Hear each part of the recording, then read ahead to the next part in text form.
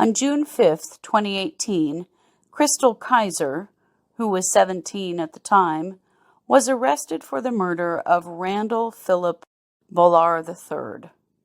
During her arrest, she claimed Volar was trafficking her.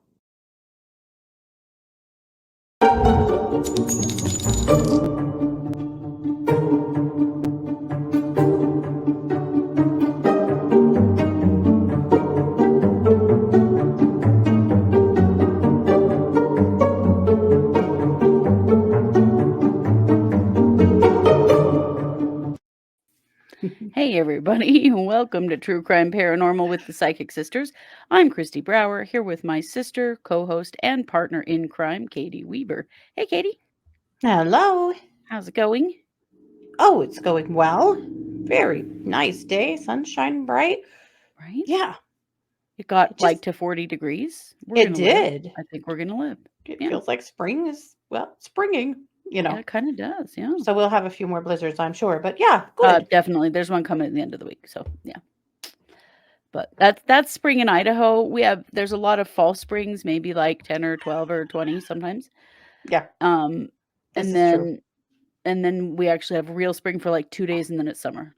Mm-hmm. It's just kind of how it works here. So yeah, basically Idaho's weather is a dick. Is what that means. 100%. But we have hope. Yeah, we do. Also, just watching all of the Ukraine stuff happening, and I mean, obviously, it's very sad and unsettling and upsetting. But damn, Ukrainians don't mess around. I have been so inspired and proud of them, and brave holy people. moly. Yeah. Brave people. I know. I'm very inspired by them, but me too. I wish they didn't have to be in this situation at all. No, none of this is right. Yeah. But wow, they are amazing, amazing people. They really are. If I see one more tank stolen by some farmer with a tractor, I'm just going to die laughing. Yeah. That is such an Idaho thing to do. Like, right? I could completely see that happening here. So I get it. I get it. Well, it's crazy to see like these very young Russian soldiers that don't have a clue why they're there. No. And they're ditched there with no food, no money. There's a little village in the Ukraine that had a whole bunch of these boys that they were literally taking care of because they just got ditched and had nothing. Yeah. They were letting them call their parents, and this is it's such a mess. They surrendered to the Ukrainians because they were like, we don't know what we're supposed to be doing here. Yeah. Well, they had no gas and again, no money, no fat, no food, nothing, nothing to take care of themselves, and they were cold, and we have young sons, and it just makes me so mad. I'm just sick, sick about the whole thing. But boy, there are some amazing morsels coming from some pretty incredible people. It's very true. It's very true. I know that part of it is very cool to watch. The other part of it, not so much. No. But we didn't really come here to talk about all that. It's just what's on everybody's mind. Yeah, but it's hard not to because it is. It's all just right there. Well, this is our Tuesday episode, and we do have a lot to bring to you today, including starting with some paranormal news. Yes. From Katie.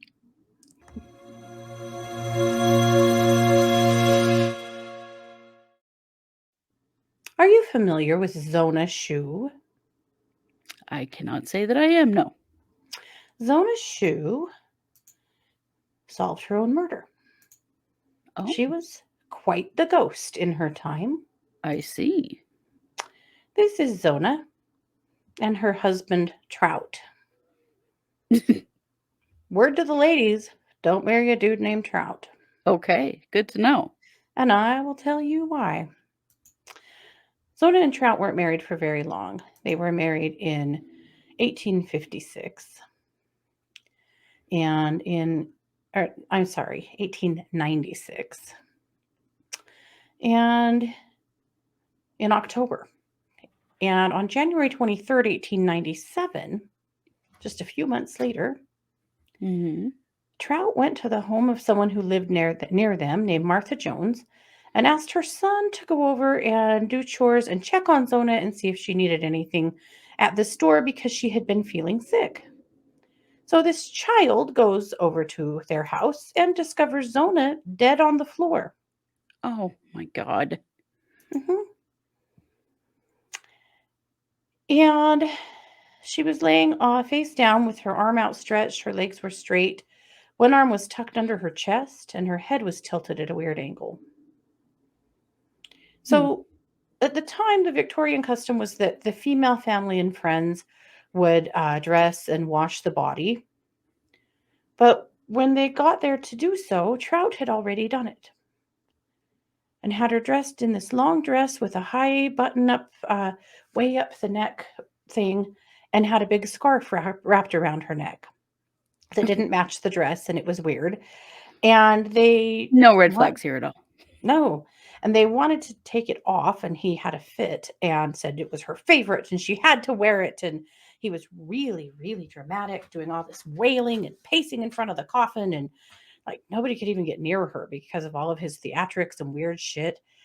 And when the medical examiner came to examine her body, he only did a partial examination because Trout was all over it.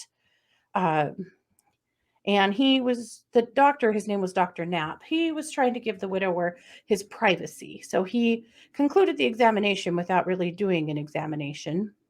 Mm. The death was ruled everlasting faint, mhm, which Well, apparently is also today we would call that a heart attack. She was okay. 23. She was Oh, wow. 23. Well, Later, he actually isn't changed, all death an everlasting faint? right? Later, he Excuse actually changed the death certificate to childbirth, even though Zona wasn't pregnant. the hell? So they held a wake in the home, and Trout was weird as hell. He wouldn't let anyone near her head or face. He was constantly screwing around with the scarf. He put a pillow under her head. He added a veil to her face. He kept claiming he was trying to make her comfortable. It was just really weird, and weeping and grieving and just putting on a hell of a show. And then she was buried in the local Methodist cemetery. This is the house where the wake was held. Well, most people, Trout was a local blacksmith. He was well known and been liked, and it all just kind of went away, except for Zona's mother, who didn't like Trout. She didn't like Trout when Zona met him, married him. She was pretty unhappy about it. And he hadn't really given her a reason why. She just didn't like him. Well, after she got home from the funeral, she was sipping tea, and guess who shows up out of thin air? Zona, Oh. and tells her all about how Trout was abusive as hell and had beat her up a few other times. And this time he came home from dinner and didn't like, or for dinner, and didn't like what she had fixed. She had fixed bread and jam for dinner with no meat. And he flew into a rage, and he put his hands on both sides of her neck and twisted and snapped her neck, broke her neck. Oh She my told her God. mother what joints of her neck were broken. Oh, She wow. told her what she was wearing, exactly what position her body was in when she fell, and other details about what was like, what was on the dinner table and things like that about the house that nobody really would have known. Mm-hmm. And the next night she came back and told the whole story again. And Wow. the next night she came back, and this time she twisted her head all the way around just to indicate how broken her neck was. And her mother finally went, you know what? To hell with this. And I'm doing something. Mm-hmm. So she went to the local prosecutor and told him. And he was like, oh, yeah, you're a hysterical, grieving woman who is having a hallucination. So bye bye. But Oh. he did take a little closer look because, of course, she's claiming that her neck was broken. And that's not at all what the medical examiner said. So he took a closer look, talked to the medical examiner, and discovered that there really hadn't been a medical examination. Mm. And that didn't sit right with him. So he said, okay, fine. So they disinterred Zona and they took a closer look. And what they discovered was that her neck was broken Oh. between the first and second joint, and that there were handprints, fingerprints on either side of her neck. and it was pretty obvious that she was murdered. When they disinterred her, Trout was there, as well as the doctor and another medical examiner and the prosecutor, and he acted completely fine until they got up near her head and neck, and then he started to try all this weird morning stuff again, and this time it didn't work. So Mm-hmm. they arrested Trout and they charged him with murder, and it went to trial. And when it went to trial, the prosecutor was worried that they were going to call Zona's mother to testify. Mm-hmm. And he was worried about how that was going to go because, if she tells them that this all came to be because she was, having visions of seeing a ghost, they're going to laugh us out of the courtroom. And so, of course, the prosecution, the defense calls her to the stand and says, so I hear that you had some kind of dream about your daughter. And she says, no, sir, it wasn't a dream. And she tells him exactly what Zona told her. And unfortunately for them, she revealed details that had never really been released before, except only known to the police that responded to her death and actually helped, seal the deal. Wow. So after a brief deliberation, the jury came back and found him guilty. And he went to prison for 3 years and died in prison. Wow. But Zona wasn't having it. She went ahead and solved her own murder. She They surely also did. discovered after they uh, arrested him that he wasn't who he said he was exactly. He had been divorced twice. Oh. The first wife divorced him because she said he was beating her. Mm. Oh, he wasn't divorced twice. Sorry, he'd been married 3 times. The first time, the first wife divorced him because he was beating her. The second wife died unexpectedly. Oh dear. He had also been in jail in another state for horse thievery. So old Trout wasn't quite who we thought he was.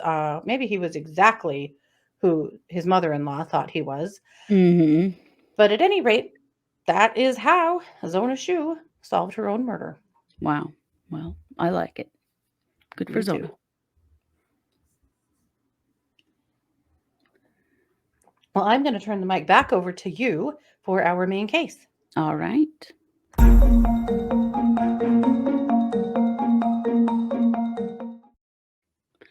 Today's main case is about Chrystul Kizer. You might know who Chrystul Kizer is because she's been awaiting trial for a few years, and so her story has kind of already been out for a while. But if you haven't heard of her, I'm going to tell you her story and then tell you why this is relevant right now. So Chrystul Kizer, on June 5th of 2018, she is accused of shooting Randall Phillip Volar III and then lighting his house on fire and stealing his car. Wow. Yeah. So she was charged with first-degree intentional homicide, use of a dangerous weapon, and several other felonies around, burning the house down, stuff like that. So Chrystul was 17 at the time that this happened. And what came out from her attorney and sort of the investigation of this is that Chrystul Kizer is claiming that she was a child sex trafficking victim and that Volar was her trafficker. Wow. And that she killed him because she felt it was the only way to protect herself. Sure. So the problem with it is that she took an Uber to get to his house. She wasn't there with him. She took an Uber to get there and shot him, burned his house down, and then stole his car because she needed a car to get home, pretty much. So initially, it was the judge said she could not use self-defense. So this is in Minnesota, And in Minnesota, they have a law that says if you commit a crime while the victim of sex trafficking, you cannot be charged with that crime. Well, they're trying to say that, or they did say at the time, the judge did, that Chrystul was, because she traveled to get to him, Uh-huh. that it didn't count. Which, if you know anything about sex abuse victims, particularly children, Right. that threat never goes away. Distance Right. doesn't take it away. But I want to tell you a little bit more about the background here and then tell you why this is coming back up very relevantly now because of our good friend Kyle Rittenhouse. Oh. Yeah. So Chrystul met... Good friend. Yeah. Okay. Not friend of the show, Kyle Rittenhouse. How's that? I'm a big fan. Not friend of the show. Yeah. So Chrystul met Randy Volar on a website called Backpage when she was 16. So she, at the time, needed money for food and school books and things. And so she advertised her services on this site. And Randy was the first person to respond to her ad. She actually lived with him for a time.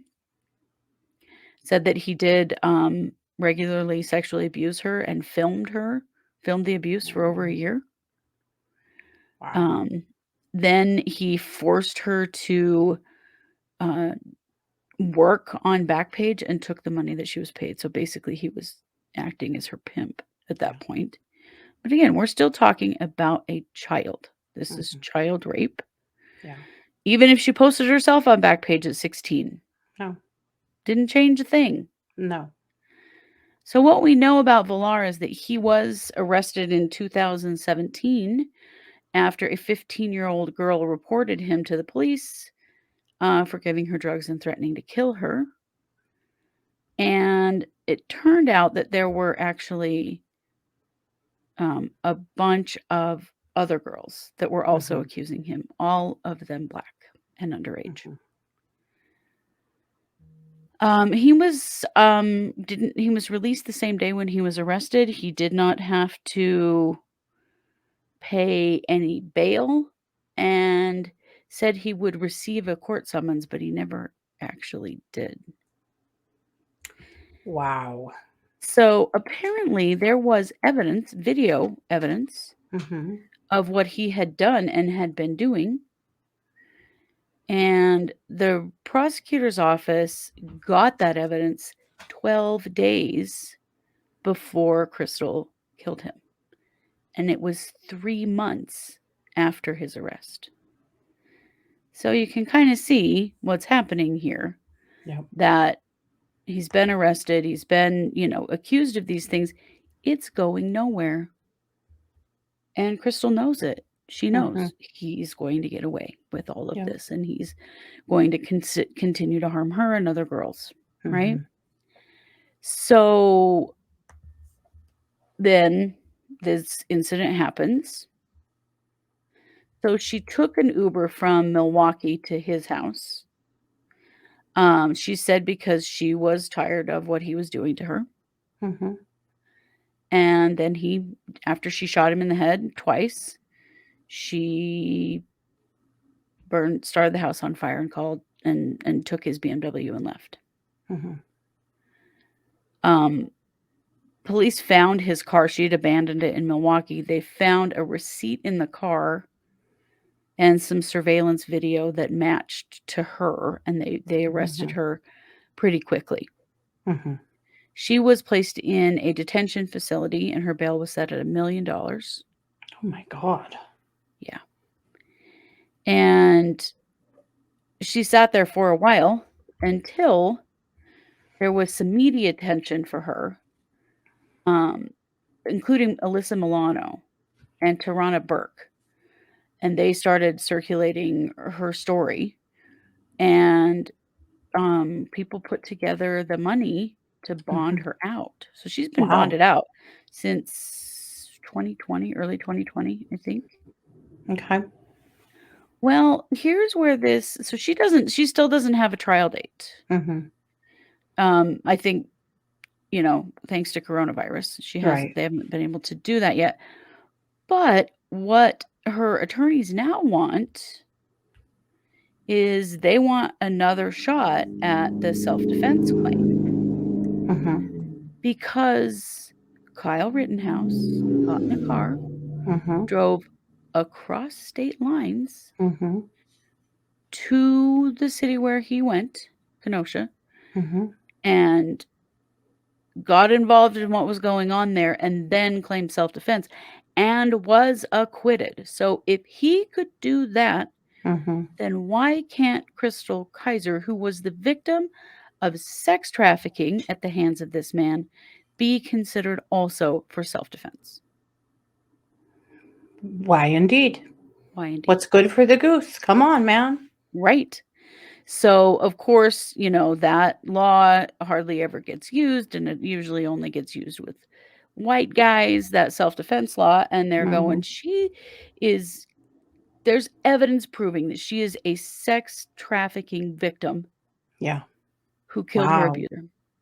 So this is a very historic situation, Mhm. because we know there have been other victims of sex trafficking who have killed their abusers who are sitting in prison. Yeah. And so a lot of really historic stuff is happening in our legal system right now, and this is Mhm. one of those cases, and so I wanted to share it because now the judge has said that they can review this and that Mhm. her attorneys need to be able to prove that she was a victim of sex trafficking, which I don't think is gonna be too hard considering, Mhm. um, all the digital evidence, the video evidence that the police had Mhm. on Belair that they didn't turn over, you know? Mhm. So, at this point, we're just basically awaiting this to be reviewed for her, Mhm. but it's possible that she will not go to trial. I don't know. Wow. And does it count when she burns the house down and takes the car? Will she be charged for those things, but not the murder? Don't know. Possibly, Maybe. but Don't know. But what Minnesota law or Wisconsin law, sorry, what mhm. Wisconsin law says is, um, criminal acts that are, done while being sex trafficked cannot be Mhm. charged. So, I mean, then that would be all of it. Mhm. So we Wow. shall see, but Chrystul Kizer has certainly been through a lot in her young Yeah. life. Let me show you a picture of Chrystul. This is Chrystul in court,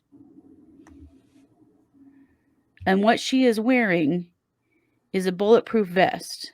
And look Mhm. at how tiny she is. Yeah. Look at how big that vest is on her. She is teeny. She's a child Mhm. A who child who was trying to traffic herself to pay for food and school books, for Christ's sake. right, What kind right, of life has this kid had from the get-go? right. That is so sad. And then horribly abused and taken advantage of by this man. She finally managed to kill him to get away from him, Mhm. and, Not just for her. Not she did that for everybody. she did. She did. She knew. I mean, she knew he'd been arrested. Nothing freaking happened. He didn't even have to bail out. They just released him and then ROR. did Yeah. nothing for 3 months. Yeah. Can you imagine the fear for No. her and the other girls involved, No.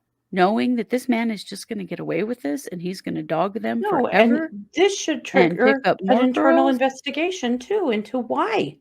Yeah, why? Why was this man suspected of sex trafficking just sent back home with Well, complete lenience to do whatever he wanted? Why? How did that happen? this was a white Why did the man. prosecutor have all of that proof on his desk for 12 days? Is that what you said? And they had 3 still done months. nothing. 3 3 months. months. Why had they done nothing? I mean, Why had they done nothing? yeah. But, what we know is the perpetrator was a white man, Mhm. the victims, We're black all black children. girls. Mhm. It's horrifying to me. Yeah, it But, is. if we can use the Kyle Rittenhouse verdict for good Then to by help God. people who deserve it, then Mhm. we're gonna fucking do it, man. That's And that's right. basically what her attorneys are saying is, you can't Mhm. let Kyle Rittenhouse off for what he No. did and continue forward prosecuting Chrystul Kizer. Can they request Kyle's grandpa as the judge, or would that actually help in this case?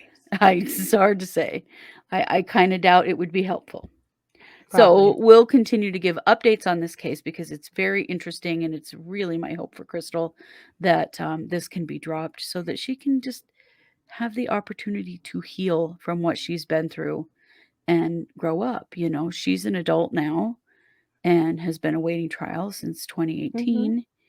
We know And Kyle's been hitting the circuit hard. He ought to be the champion of this case. I mean, come on, why not? If it's good for him, then it must be good for Chrystul Kizer, right? That's right. Yeah. But we'll So, keep a close eye on this one. yeah. Yeah, this is very interesting, and again, a shift that is happening. We're seeing it slowly. Mhm. It's not happening fast enough at all, but we are seeing a shift in the legal system Mhm. to recognize these biases and to confront them. Mhm. Her attorneys are confronting this with, what the hell? You can't let Kyle Rittenhouse off and then not give Right. her a fair shake, right? So, Okay. anyway, that is Chrystul Kizer, and we Interesting. will keep you posted on what happens with her case. For sure. Yeah. All right. Well, I'm going to turn the time back over to Katie for we all know and love it. Oh, Idaho news.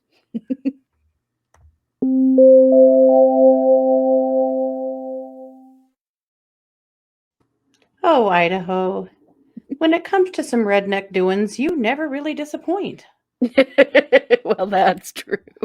There's a local paper from Teton Valley called the Teton Valley News that always puts out the dispatch report, and it always has some gems.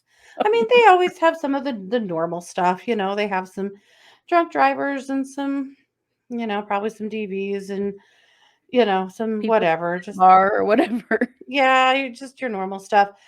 But they always have a few that, well, are worth taking a look at. So Yeah. there was a few this time that I thought were kind of fun. We even managed to get a hold of the actual dispatch call for one that we're going to share. I thought this one was pretty good. A caller reported that a drone was hovering over his house, and he requested information about whether or not he could shoot it out of the air. He was advised against it. I could just hear this. One of them newfangled little airplane things is flying above my house. Yeah. He's got his shotgun out there ready to blow it Mhm. away. Yeah, apparently he lived in city limits, and now it's true. No one's supposed to be flying their drone over your house, but at any rate, yeah, they You're said also don't do not that. supposed to Probably. be firing a gun in city limits, so Mm-mm. and No. city limits, let's get real here. There are no cities in Teton Shall County. we call it valley or village limits? Maybe. Village, maybe, yeah. What do you really We think dispatch is going to say when you call and ask them if you can do that? Right. Teton County is right up against the Grand Teton Mountains, Mm-hmm. which is a mountain range that separates Idaho and Wyoming. And Mm-hmm. Katie and I were born there. Our dad is Mm-hmm. from there. We lived there as little girls. Mm-hmm. It's serious backwoods Idaho. Mm-hmm. And if you're any kind of skier, you're familiar with Targhee, with that Yes, area, Grand or with Targhee. Jackson Hole, Wyoming, which is just right over the hill. Yeah, Yeah, for sure. this is the area we're talking about. In fact, a while back we talked about we had no Idaho from them. Another call from Teton Valley, or a post from Teton Valley News, from a call to dispatch where someone had driven past two people that they thought were fighting on the road. And so a sheriff showed up, and as it turned out, someone had hit a moose, and these two had been given the meat from Fish and Game, and they were high fiving about it. Yeah. Not Oh a my fight at God. all, just a good old fashioned high five. Yeah. This real criminal A caller who lives above a shop reported hearing the downstairs door open and close at a suspicious time. Investigation revealed, like this was a big deal, that the person who entered the shop had been given permission to borrow an item from there. It's hard-hitting crime, boys and girls. Hard-hitting crime. But we did discover there are some hardened criminals in Teton Valley. And we suspect that they will probably, show them the stiff arm of the law for this. But I'm afraid so. I'm going to go ahead and play you a call to dispatch that will baffle you. Teton County Sheriff's Office, Caden. Hi, I'm not sure if this is the right person to be calling. I'm up right off on State Line Road, and it looks like there are two foxes. It almost looks like they're stuck together with something, but they're too far away for me to see close, and I definitely don't want to get closer. I thought they were playing. We've been watching them for about 10 minutes, and it doesn't seem like they can maybe move from each other, almost like their back legs or their tails are stuck together. Like their rear ends are stuck together? Yes. They're mating. Oh, is that sex? Mm-hmm. Okay. Well, there are two foxes on State Line Road having sex. So. Gotcha. Awesome. Perfect. Thank you. Yeah, bye-bye. Bye. And now you know. And now you know. We thought they were playing. We've been watching them for 10 minutes. Wow. I bet that made them uncomfortable. These foxes are like, get the hell out of here. What are you doing, you creepy humans? This is the thing you call 911 for. Professional about it. Yeah. They're mating. Oh, is that sex? That's what mating is, man. Is that sex? I don't know. I don't know what to say about that. No. Yeah. Do not call dispatch because you see some animals mating in the woods. That's what I'm going to say about it. That seems like it's just a thing that's supposed to happen. This could have only been funnier if she would have said that she was offended that they were doing this in front of her children. She didn't. That would have been excellent. Yes, that would have been excellent, and that would the Karen be of the Idaho woods Karen placing a call. Yes. Well, Idaho is one of the fastest growing states in the US right now. Yeah. And a lot of people are moving here from cities, like moving here from California and Texas and from bigger places. And so they may be a bit confused by these backwoods ways. Apparently. I guess they've never seen pigeons doing it, or I don't know. I don't know. I mean, I will admit that our dog used to get stuck with another dog in our front yard, and our mom's solution was to spray him down with the hose. Was not a good look. No, it was not. But we never did call the police for that. However, no, there was never any need for law enforcement in that situation. Nope. Oh my goodness. So now you know. Well, there you go. That is Idaho. Well, you guys, we bring it all to you. Weird, frustrating, and hilarious, all in the same episode, because that's what we do. This is our Tuesday episode. We'll be back on Wednesday with another hard-hitting case. I don't know what we're doing, but yeah. And we will back. Yeah, we'll be back Wednesday night with case updates. That's our live stream at 7 p.m. Mountain. And we'll be back Thursday night with the Psychic Hour, which is also a live stream at 7 Mountain. And this week will be Marching Orders, which is when we do a reading for each sun sign for the month of March. So lots more great content to come. As always, please like, subscribe, comment, and share. It helps us to grow, helps us to keep doing what we love, and bringing you more, fantastic Idaho stories. That's right. Well, you know it. We are True Crime Paranormal with the Psychic Sisters. Thanks for being here. Take care.